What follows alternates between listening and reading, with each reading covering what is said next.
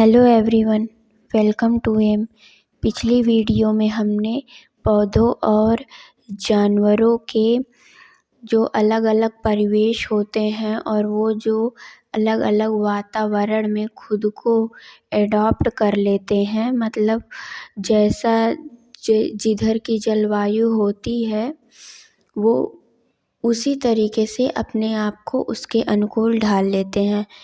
इतना हमने पिछली वीडियो में देखा था। आज हम उसी के बारे में उसके आगे जानेंगे। बहुत ठंडे पर्वतीय क्षेत्रों में प्रायः हिमपात होता है। अब जो बहुत ठंडा स्थान है, जहाँ मतलब पर्वत है, वहाँ पे जो है बर्फ़ गिरता रहता है, अक्सर गिरते रहते हैं। ऐसी परिस्थितियों में जीवित रहने के लिए कुछ वृक्षों की बनावट ऐसी होती है कि उन पर बर्फ़ टिकती नहीं है। अब तो वहाँ के पेड़ ऐसे होते हैं कि जो बर्फ़ है वो आराम से नीचे गिर जाती है, उस पर टिकती नहीं। अगर बर्फ़ टिकने लगेगी तो एक समय ऐसा आएगा कि पेड़ टूट जाएगा, बल्कि आसानी से फिसल जाती है। देवदार के वृक्षों की शंक्वाकार आकृति और नीचे झुकी हुई शाखाएं उन्हें आसानी से ऐसा करने में सक्षम बनाती हैं। अब अगर पेड़ की शाखाएं झुकी ना रहें, ऐसे रहें, तो अगर बर्फ़ गिरेगा तो सब इसी पे उसकी शाखाओं पे जमने लगेगा और एक समय आएगा पेड़ टूट जाएगा। लेकिन अगर वहीं पेड़ की शाखाएं नीचे की ओर झुकी हैं और शंक्वाकार आकार की हैं, तो जब बर्फ़ गिरेगा तो वो आसानी से नीचे की तरफ चला जाएगा और इससे पेड़ भी नहीं टूटेगा। तो जो बर्फीली जगह होती है जहाँ बर्फ़ गिरती है, वहाँ के पेड़ शंक्वाकार आकृति के होते हैं और उनकी शाखाएं भी मतलब झुकी होती है ताकि बर्फ़ आसानी से नीचे जा सके। अब आप समझ गए होंगे कि विभिन्न स्थानों की जैव विविधता भिन्न परिस्थितियों के कारण एक दूसरे से बहुत अलग होती है। तो मतलब जिस जगह का जैसा वातावरण होगा, जैसी जलवायु होगी, वैसे ही पेड़ पौधे और जानवर खुद को उसी के अनुकूल ढाल लेते हैं। राजस्थान के गर्म मरुस्थल के ऊंट और लद्दाख के ठंडे मरुस्थल के ऊंट, देखिए इन दोनों जंतुओं में आपको क्या अंतर दिखाई देते हैं। इन अंतरों के कारण ऊँटों को क्या लाभ होते हैं। अब देखिए, ऊँट तो दोनों जगह सेम ही है, एक राजस्थान का है तो एक लद्दाख का है दोनों ही ऊँट ही। लेकिन दोनों में क्या फ़र्क है, एक बहुत बहुत गर्म जगह रह रहा और एक बहुत ठंडे जगह। तो अब हम ये देखेंगे कि दोनों ऊँट तो हैं, लेकिन उन्होंने अपने जलवायु के जैसा जलवायु है उसी के अनुकूल खुद को कैसे ढाला है। गर्म मरुस्थल के ऊँटों के पैर लंबे होते हैं। अब गर्म मरुस्थल के, ये देखिए राजस्थान के गर्म मरुस्थल में रहने वाला ऊँट, इसके पैर लंबे लंबे हैं जिनमें चौड़े खुर होते हैं। अब खुर किसे कहते हैं, जो जानवरों के पैर के नीचे का जो मजबूत पोर्शन होता है, मतलब ये ऐसे एग्जाम्पल के लिए समझ लिए, जैसे इंसान अपने पैर में जूते चप्पल पहनता है पैर की सेफ्टी के लिए, वैसे उनका नेचुरल ही पैर में है कुछ हार्ड सा, जिसे खुर कहते हैं।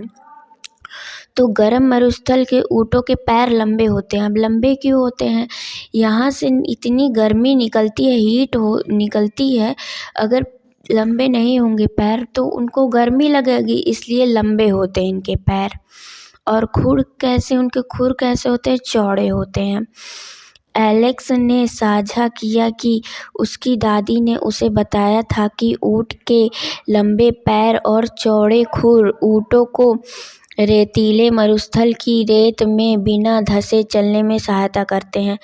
अब अगर उनके पैर गद्दीदार ना हो तो उनके पैर अंदर धंस जाएंगे, लेकिन उनके पैर जो हैं वो गद्दीदार होते हैं, मतलब वो धंसते नहीं, वो रेगिस्तान में बल्कि उनको चलने में उनको सहायता प्रदान करते हैं।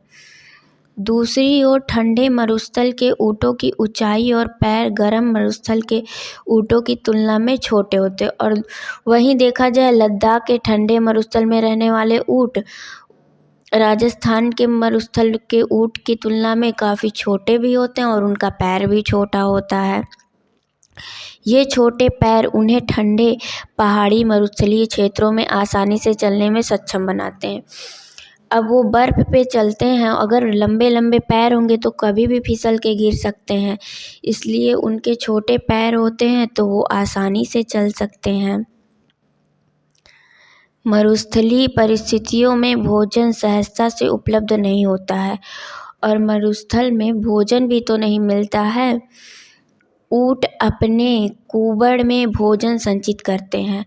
अब जो ऊँट होते हैं वो अपने हम्प में, मतलब कूबड़ में वसा को संचित करते हैं, फैट को संचित करते हैं, इकट्ठा करते हैं।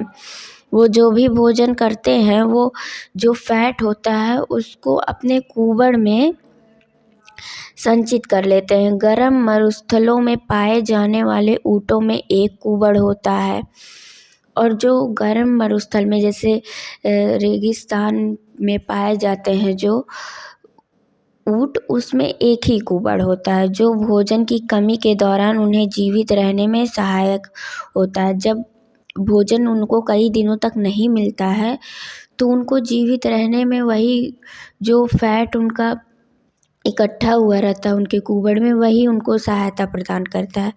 ठंडे मरुस्थलों में पाए जाने वाले ऊँटों में 2 कूबड़ होते हैं। ये दोनों कूबड़ सर्दियों के अंत के दिनों में छोटे हो जाते हैं क्योंकि ठंडे मरुस्थल में अधिक भोजन उपलब्ध नहीं होता है। और वहीं अगर देखा जाए ठंडे मरुस्थल के ऊँट को, तो वहाँ तो भोजन मिलना और भी कठिन है, इसलिए उनके 2-2 कूबड़ होते हैं और ये दोनों में फैट स्टोर हो जाता है। और जब ठंडी का लास्ट दिन होता है, मतलब सर्दियों का लास्ट चरण होता है, तो इनका कूबड़ भी छोटा पड़ने लगता है क्योंकि धीरे धीरे वसा भी तो ख़त्म होने लगती है। लेकिन जब फिर अच्छा थोड़ा मौसम होता है, जब खाना मिल जाता है, तो फिर से उनका कूबड़ वैसे ही फिर से हो जाता है। तो ये प्रोसेस चलती रहती है। क्योंकि ठंडे मरुस्थल में अधिक भोजन उपलब्ध नहीं होता है और उस समय उन्हें कूबड़ों में संचित भोजन का उपयोग करना पड़ता है। तो जब उनको भोजन नहीं मिलता कई कई दिनों तक, तो वो अपने कूबड़ में जो भोजन संचित रहता है, जो वसा संचित रहता है, वो उसका यूज करते हैं। अब जब इतने दिनों तक नहीं वो भोजन करेंगे तो कहीं ना कहीं से तो उनको भोजन चाहिए होगा, तो वो जो संचित किए रहते हैं वसा को, उसी से उनका जीवन चलता है। उनके सिर से लेकर गर्दन के निचले भाग तक लंबे बाल होते हैं जो लद्दाख के बर्फीले मौसम में उनको जीवित रहने में सहायक होते हैं। अब यहाँ पे देखिए, जो राजस्थान का गर्म मरुस्थल है उस ऊँट के लंबे बाल नहीं हैं, लेकिन जो लद्दाख के ठंडे मरुस्थल में रहने वाला ऊँट है उसके लंबे लंबे बाल हैं। क्यों हैं? अब ठंडी आती है तो हम सब भी स्वेटर पहनते हैं खुद को ठंडी से बचाने के लिए। अब ये लोग तो जाएंगे नहीं स्वेटर पहनने, तो ये लोग का प्राकृतिक रूप से ही इनकी बॉडी ऐसी है कि ये ठंडी को सहन कर सकते हैं। इनके नेचुरल ही इनके तभी इतने लंबे लंबे बाल हैं और ये उसी हिसाब से अपने आप को उस जलवायु में ढाल चुके हैं कि इन्हें अब ठंडी नहीं लगती है। ये आराम से अपना जीवन ठंडे मरुस्थल में व्यतीत कर सकते हैं। मरुस्थल में ऊँटों की जीवित रहने में कौन सी अन्य विशेषताएं सहायक हो सकती हैं? अब मरुस्थल में ऊँटों को जीवित रहने के लिए और कौन कौन सी विशेषताएं हैं? जैसे हमने ये तो देख लिया, उनके चौड़े खुर होते हैं और जो राजस्थान में होता है और पैर लंबे होते हैं, गूबड़ होता है, मतलब इतनी सारी चीज़ें हमने देखी। तो और भी कौन कौन सी चीज़ है उसको हम आने वाले वीडियो में देखेंगे। आज के लिए हम यहीं पर क्लास को एंड करते हैं। मिलते हैं अपने नेक्स्ट वीडियो में एक नए टॉपिक के साथ।